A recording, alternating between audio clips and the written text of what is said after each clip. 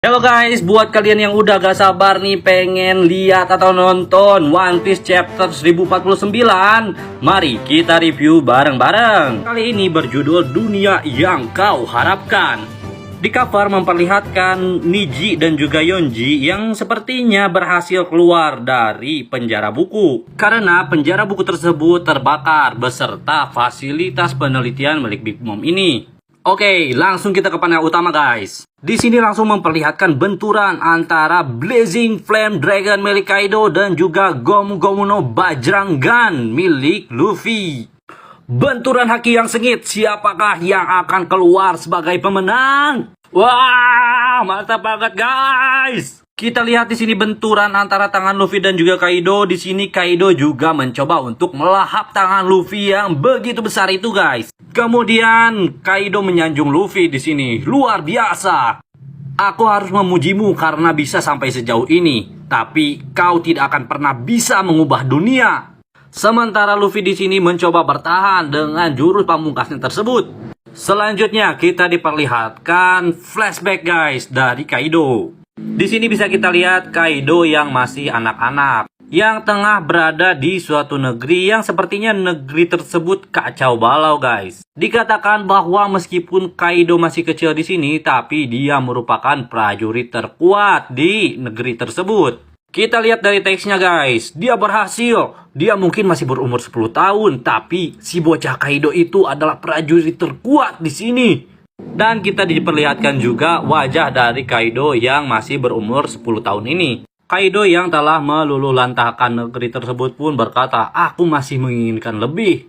Lalu waktu pun bergulir, kali ini 46 tahun yang lalu kerajaan Vodka. Nah, jadi tempat Kaido beranjak dewasa itu adalah di kerajaan ini guys, kerajaan Vodka. Dimana kerajaan Vodka ini adalah kerajaan yang berada di bawah pemerintahan dunia. Dan mereka juga diharuskan untuk membayar upeti kepada Celestial Dragon. Guys, jadi dikatakan di sini negeri tempat Kaido tinggal itu adalah kerajaan Vodka. Dan kerajaan Vodka ini adalah kerajaan yang dibawahi atau dinaungi oleh Celestial Dragon, sehingga mereka harus membayar upeti kepada Celestial Dragon. Bisa dilihat dari perkataan seseorang di sini, negeri kita tidak punya pilihan selain berperang. Harta jarahan yang kita dapatkan adalah satu-satunya cara kita bisa membayar upeti kepada Celestial. Jika kita tidak bisa melakukan itu, kita akan kehilangan kedudukan kita di dunia. Namun terlihat di sini Kaido muda yang menentang kebiasaan dari negaranya yang harus membayar upeti kepada Celestial.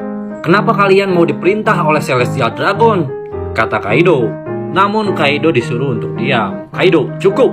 Ternyata bisa dilihat di sini Kaido sudah tumbuh dewasa guys. Dan dia sedang ditawan oleh Marin atau Angkatan Laut. Dan mereka pun sedang berada di istana raja dari kerajaan Vodka tersebut. Kemudian sang raja pun berkata kepada Kaido, kami sudah menawarkanmu untuk masuk ke Angkatan Laut. Jujur saja, negeri kita tidak bisa menanganimu.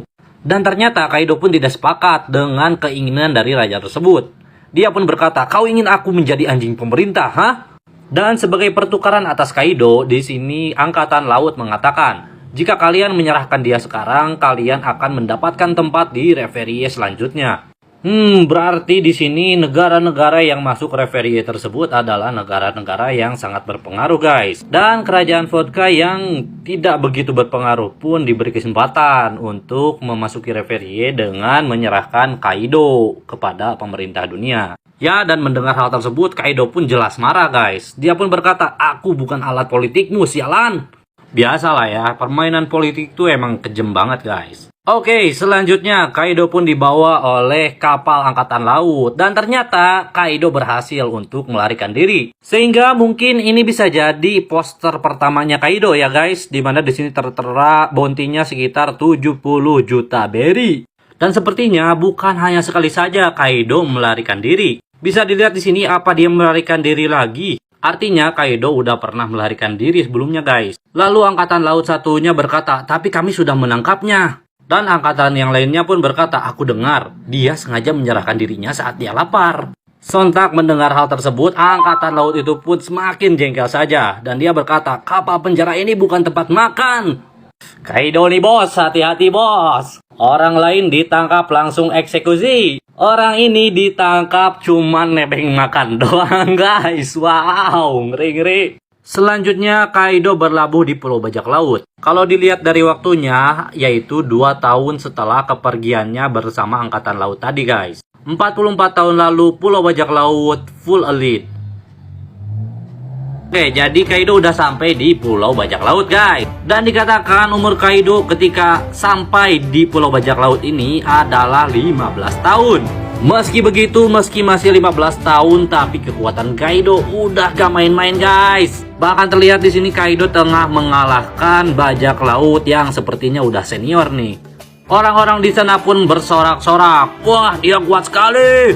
Lalu ada yang berkata, siapa orang ini? Bagaimana mungkin? Umurnya baru 15 tahun.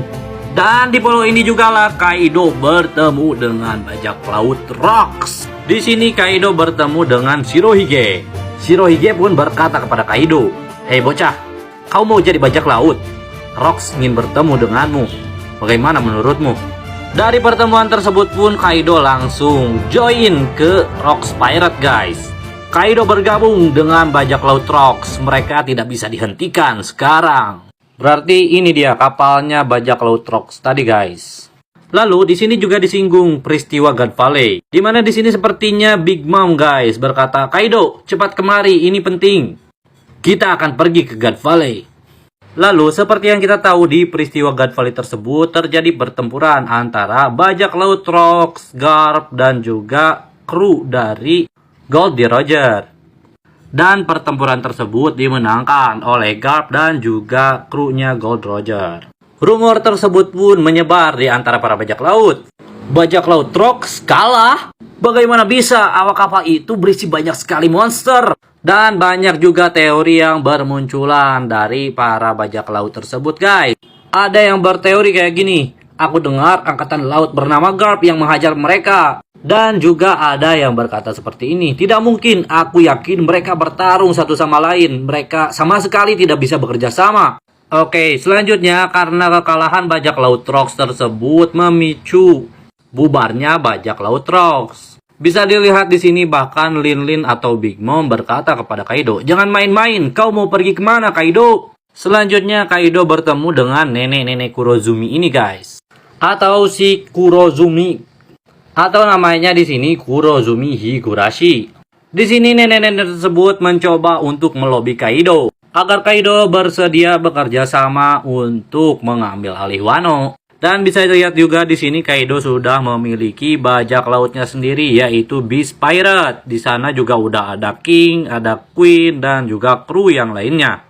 Lalu si nenek ini berkata kepada Kaido, "Jika kau belajar sejarah, manusia selalu menggunakan kekejaman untuk menyelesaikan masalah dunia." Dia pun melanjutkan omongannya, "Tapi memang manusia itu sama seperti binatang lainnya. Hukum rimba adalah sifat asli kita." Setelah mendengar perkataan dari nenek Kurozumi ini, Kaido ternyata sepemikiran dengan nenek-nenek Kurozumi itu guys. Dia pun berkata, "Aku setuju dengan itu. Mulai dari sekarang semuanya akan berpusat di sekitar mantan anggota bajak laut Rocks." Ya, maksudnya adalah sisa-sisa atau mantan anggota bajak laut Rocks akan menjadi seseorang yang berpengaruh di dunia. Dan itu terbukti. 3 dari 4 Yonko adalah mantan dari anggota bajak laut Rocks, yaitu Kaido, Shirohige, dan juga Big Mom. Dan 1 Yonko lagi berasal dari mantan bajak lautnya Gold Roger. Ya, siapa lagi kalau bukan om-om rambut merah ini guys. Ternyata si nenek Kurozumi ini kembali merayu Kaido. "Senjata membentuk dunia tempat kita tinggal saat ini. Karena itu, aku punya saran untukmu." Kyok kyok kyok kyok kyok. Akhirnya Kaido pun menyetujui dan di sini bisa terlihat sepertinya ini adalah markas Kaido di Onigashima guys. Dan sepertinya posisi Kaido di sini sudah menjadi seorang Yonko. Dilihat dari anak buahnya juga yang sudah sangat banyak guys. Kaido pun berorasi dan berkata kepada para bawahannya, "Mari kita tunjukkan kepada para bangsawan pecinta damai itu kenyataan yang kejam tentang perang. Harga diri seseorang hanya bisa dilihat dalam pertempuran, di mana semua orang setara dan anarki memerintah dengan bebas." Selanjutnya diperlihatkan panel Kaido yang sedang berbicara dengan King. Di sini dia mengatakan tentang Yamato yang menyebut-nyebut nama Joy Boy. Yamato menyebut Joy Boy. Aku tidak tahu dari mana bocah itu mendengar namanya. Terlihat King pun di sini sedikit kaget guys. Karena dia juga salah satu orang yang mengetahui tentang Joy Boy. Lalu lanjut Kaido berkata kepada King. Tampaknya Oden ingin membuka Wano untuk menyambut Joy Boy. Lalu Kaido berkata, jika Joy Boy adalah orang yang sama dengan seorang yang kau tunggu, King, maka aku tahu siapa dia. Lalu King bertanya kepada Kaido, siapa? Flashback Kaido pun terhenti di sini guys. Dan kita diperlihatkan kembali adu serangan antara Luffy dan juga Kaido. Bisa dilihat juga di sini salah satu CP0 berhasil melarikan diri dari Onigashima. Dia menggunakan Skywalk untuk pergi menjauh dari Onigashima. Di sini panel berganti memperlihatkan Momonosuke dengan PR-nya yaitu membuat awan api. Yamato pun kemudian berteriak menyemangati Momonosuke. Luffy akan menang, aku yakin itu. Ayo lakukan Momonosuke-kun. Dan Momonosuke pun di sini berjuang dengan sekuat tenaga untuk memunculkan awan api. Muncullah awan api, patuhi aku. Sementara itu diperlihatkan juga keadaan di ibu kota bunga yang sedang merayakan malam puncak dari festival api tersebut. Lalu diperlihatkan juga keadaan di lantai pertunjukan bagian dalam tengkorak Onigashima. Terlihat bangunan-bangunannya juga mulai runtuh dan di sini juga ada Kid dan juga krunya. Lalu diperlihatkan juga di sini orang-orang yang terselamatkan oleh air yang digunakan oleh Raizo untuk memadamkan kebakaran. Sepertinya air tersebut juga belum sampai ke lantai pertunjukan dan masih menyelimuti bangunan-bangunan menara yang sedang terbakar tersebut. Para bawahan Kaido pun berkata, suara ribut apa itu? Lalu di sini diperlihatkan juga Raizo yang berkata, air dari Zou akan menyelamatkan semua orang. Bisa dilihat di sini Brook dan Robin terbawa oleh air tersebut. Begitupun dengan para suku Ming. Dan juga ada Beppo dan kru Law yang lain. Bahkan sampai Apoy yang sedang berada di ruang bawah tanah pun terseret oleh air tersebut. Dan di sini juga ada Law yang baru melihat aliran air tersebut. Selanjutnya air dari menara tersebut pun mulai membanjiri lantai pertunjukan. Diperlihatkan juga Usopp yang sedang memegang Kinemon dan juga Kiku agar tidak terseret arus air tersebut. Dan di sini Chopper berada bersama Nami dan juga Otama. Dan ini dia guys part pentingnya. Air tersebut kemudian meluap keluar dari Onigashima dan hal itu menyebabkan awan api yang mengelilingi Onigashima menghilang. Wow, bagaimanakah nasib Onigashima? Apakah Momo berhasil membuat awan api yang baru? Kita lihat aja guys. Lanjut panel memperlihatkan banjir yang menghampiri Sanji, ada juga Shanks yang sedang membawa Zoro dan tempat di mana Hiyori berada. Terlihat Sanji berusaha untuk menyelamatkan para wanita yang ada di sana. Osome-chan, dari mana datangnya air ini? Lalu Franky yang berteriak kepada orang-orang di sana, hati-hati, kalian akan terbawa arus. Dan di gudang harta karun lantai 2, kemudian sambil memeluk Hiyori, Denjiro berkata, kau sudah melakukan yang terbaik. Sangat baik untuk bertahan sampai saat ini, Hiyori-sama. Terlihat di sini mayat Orochi yang telah terbakar juga guys. Dan ketika berkata seperti itu, Denjiro juga mengingat kembali masa lalunya untuk menjaga Hiyori ini. Kemudian terjadi gemuruh besar di sini guys. Orang-orang pun saling berteriak, wah, pulaunya benar-benar akan jatuh. Beneran aja guys, awan apinya menghilang gara-gara air yang menyembur dari dalam Onigashima tadi. Lalu Yamato pun berkata, awan apinya menghilang, ini buruk. Onigashima akan jatuh. Tapi tenang guys, solusinya adalah Momonosuke ini. Kalau misalkan dia berhasil membuat awan apinya kembali, maka Onigashima akan terselamatkan.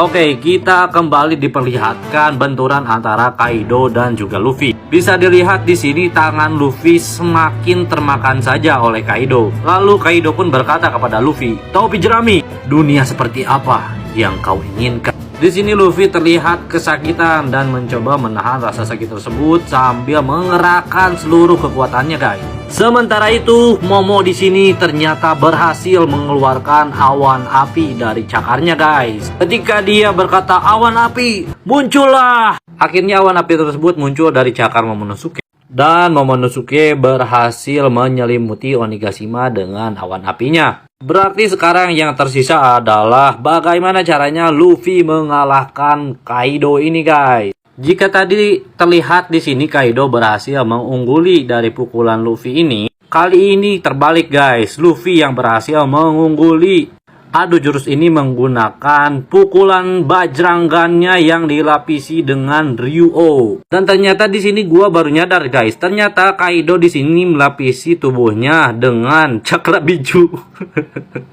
Cakra Kyuubi, anjir.